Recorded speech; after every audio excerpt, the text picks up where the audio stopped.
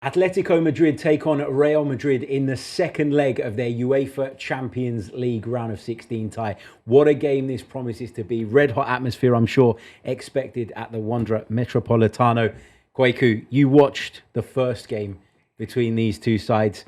What did you make of that, and how does that kind of shape your opinion going into the second one? Going into that game, there was a lot made about how poor Real Madrid had been in recent games. Obviously, lost against Betis in the Liga, and Atletico have been good against Real Madrid in recent seasons. But when it's Champions League, when it's under the lights, and when it's at the Bernabeu, it's a different story. And this was a Real Madrid team without Jude Bellingham, so they didn't really have that impetus in midfield. But they always just have enough in the Champions League, and that's what they showed against Atletico Madrid. And I feel like there's a psychological thing. Obviously, the players are different from when Simeone first got in there, but the mentality in terms of the inferiority complex against Real Madrid just always seeps in the Champions League. And if you think about the mid teams in terms of 2014, 2015, 2016, 2017, it was always Real Madrid that knocked out Atletico Madrid in the Champions League. And I think it's going to be the case this year again. Real Madrid just know how to do it in the Champions League and got so much quality that it's going to be hard for anybody to stop them. Go on, Kim. No, things have to change, though. Things do have to change, and we know that Real Madrid have been the Achilles heel of Atletico for however many years in the Champions League. But I think Atletico were really good in the first leg, and I think they're obviously playing at home in the second leg at the Wanda Metropolitano. And we said it off air, they are so fueled by hatred and the dark arts, Atletico Madrid, especially when they play against Real. They've obviously got the Simeone factor, who, in my opinion, is probably the most underrated, underhyped manager in the world. I think what he continues to do on, maybe not so much at the moment, but on a shoestring budget throughout the 2010s was absolutely remarkable. And I do think that they just have that quality now. Like, I didn't rate Julian Alvarez at Manchester City. I think he just didn't work in what Pep wanted him to do. But he's been absolutely sensational for Atletico Madrid, well worth all of the money, scoring fantastic goals regularly. And I do think that this Real Madrid side is susceptible. I remember watching the first leg of the City game at the Etihad. Obviously, Real Madrid won it in the last minute with 2 goals that they shouldn't have scored, only due to City's negligence and a few big mistakes. But they seem very get-atable this year compared to previous years, I think, Madrid. Yeah, I mean, Real Madrid have always kind of had that thing, though, haven't they, of sort of making it as difficult as possible and then having that brilliance and that character to kind of get through it. It's kind of their thing.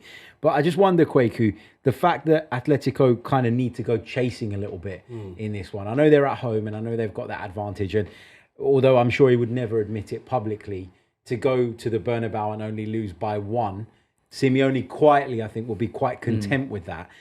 I'm interested to get your take on how the sort of pattern of the game might be. Because if you're Atletico, do you go gung-ho and get yourself potentially caught out? Or do you stay in it for as long as possible? How's Simeone going to approach it? Well, Simeone's Atletico Madrid side this season have been quite good on the counter-attack. But you're right to point out the fact that Simeone was happy with the 2-1.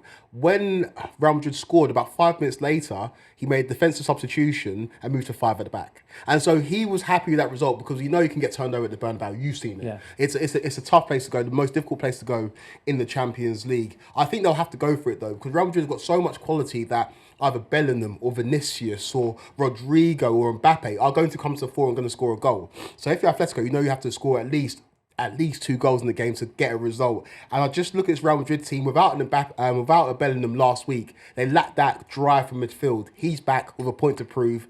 I think it's going to be so difficult for Simeone's side, but he has shown that he can get big results in the Champions League, just not against Real Madrid. Yeah, of course. I mean, Mbappe's been a big talking point, Kim, this season. Brought in, it was the transfer that was always going to happen. It feels like we've been waiting for that to materialise for years.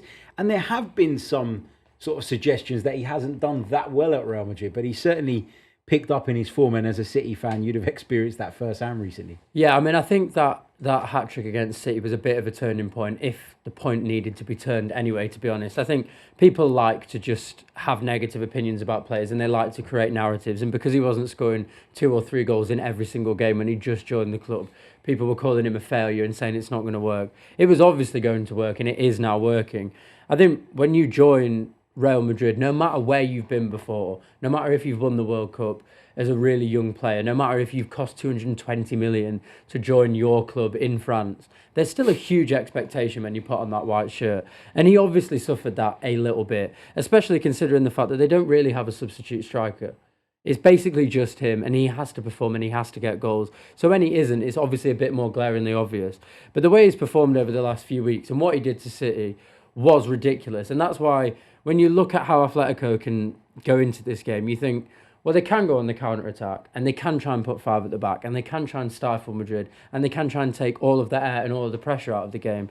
But you look at that Real Madrid team and there's like almost no team in history that has that much individual quality that can create goals from nowhere. They are kind of like undefendable against. Yeah, they are, and they are so opportunistic, and they capitalize on moments. And on your Mbappe point, I understand that some of the criticism was harsh, but you're dealing with Real Madrid. Yeah. In modern football, I think there are very few players who have the ability, who have the chance to break into top 10 players of all time. I think Mbappe's got that chance if he continues to add accolades to his resume. I think that the reason why he was being criticised is that they have seen Cristiano Ronaldo, who Real Madrid fans don't necessarily love, come and put up numbers from day dot. Yeah. And so from Kylian Mbappe's point of view, where we've seen you score a hat-trick in the World Cup final, you've already won the World Cup, you are one of the best players, if not the best player in the world talent-wise, we want to see you deliver straight away. Jude Bellingham came in and delivered straight away. And at Real Madrid, they've got this thing where there's a wrestle for supremacy when it comes to their key man. In the stadium before games, the player's name that's read out last is Jude Bellingham. He is Mr. Real Madrid at the moment, and Mbappe is trying to figure out where he fits. He's not playing in his preferred position. He's not the star man. But when it comes to occasions like this, we saw Cristiano Ronaldo and Lionel Messi that perform week in, week out. I know he's not of the level of those two players, but that's what he's aspiring to. And so I can understand why there is some heat, there is some pressure. I expect when they play each other next week, he has to score a goal and he has to come to the fore. I mean, you mentioned that. You mentioned Bellingham, you mentioned Mbappe, you talk about Vinicius Junior, Rodrigo as well. There's so much quality in that side. And I've always wanted to ask, but kind of feared of being shouted at.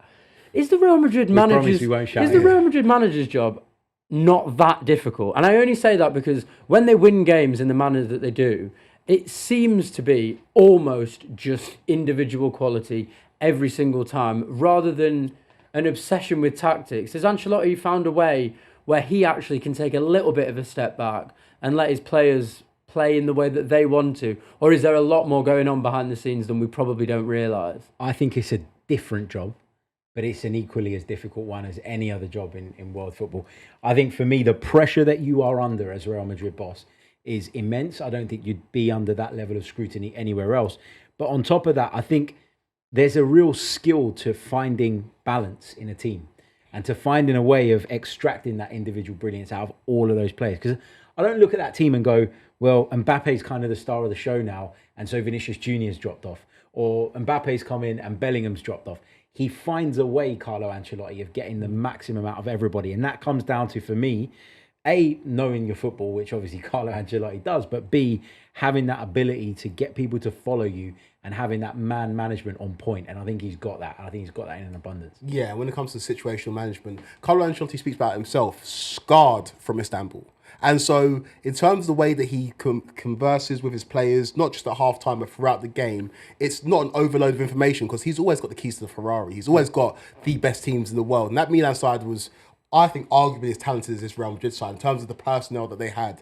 But we've said it before, somebody tweeted it out, he's the kind of manager that it seems like he believes the economy will regulate itself. He believes that if he's got the right messaging, he's giving his team the right tactics, they will go out and sort it out. He's not there screaming on the touchline. If you look at the juxtaposition between him and Simeone, it's night and day. Yeah. But he's just got more talented players. I think that will show out this week. Yeah, and that's why I say the jobs are different. Because you feel like Simeone has to be the way he is to get the max out of what he has, because the level's different. And so to kind of bridge that gap, you've got to have a bit more aggression, a bit more fire, a bit more organisation. You've got to try and make up those margins. And that's the big difference for me. So are we saying that Real Madrid are very confident of progression now? Because we've talked about the fact that Simeone was probably okay with the 2-1. He has got home advantage in the second leg. Equally, as much as you don't want to sort of say that Real Madrid are going to roll over, they can't take this for granted, can they, going over there in those circumstances? I would genuinely be quite surprised if this game doesn't make it to extra time. I think the way that Atletico performed at the Bernabeu, which is a completely different ballgame to basically anywhere else in the world, maybe Anfield on European nights, it's the most difficult place to go. And I think the fact that they're only trailing by 1, as we've all mentioned, Simeone will be quite happy with that. And I think the way that they're playing in their solidity in defence and their counter-attacking ability, especially with two very, very quality strikers up front, in Julian Alvarez, who's scoring goals for fun, and Antoine Griezmann, who's scored goals at the top level for many, many years.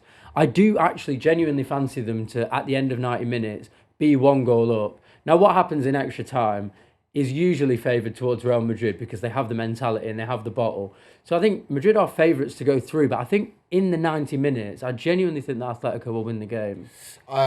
I think this year's Champions League is one for the favourites. If you look at the results of the first legs, almost every game went in favour of the favourites. And I feel like in the second leg, Real Madrid will just figure out a way to get it done. I don't think it goes to extra time. I think Real Madrid get it done in 90 minutes because they know what's on the horizon. And the horizon's a little trip to North London to take on Arsenal and having to host them at the Bernabeu as well. I think Madrid get this done pretty ruthlessly. I think Madrid have got the advantage of being able to just kind of drop off a little bit and, invite Atletico on. You're Atletico, you know that they're a more cautious side by nature. Come on to us and let's see what you got. And we've got Vinicius and we've got Rodrigo and we've got Mbappe and we've got Bellingham making runs from midfield. We'll go over the top of you and in behind you if we have to. And again, it comes back to how smart and switched on Carlo Ancelotti is. And when we talk about him not being as wedded to a philosophy as some of the other coaches, this is a classic example of where that would work in his favour.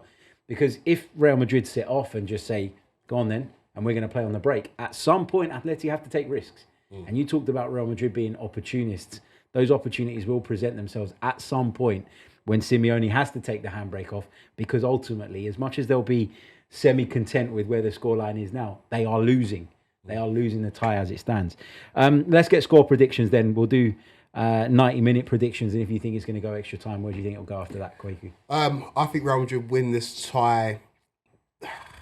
They win it 3-1 on the night, and that'll be 5-2 on aggregate. I think Atletico win 2-1 on the night, and I think Madrid get a goal in extra time. I'm going to go 1-1 in 90 minutes, so Real Madrid will sneak through 3-2 on aggregate.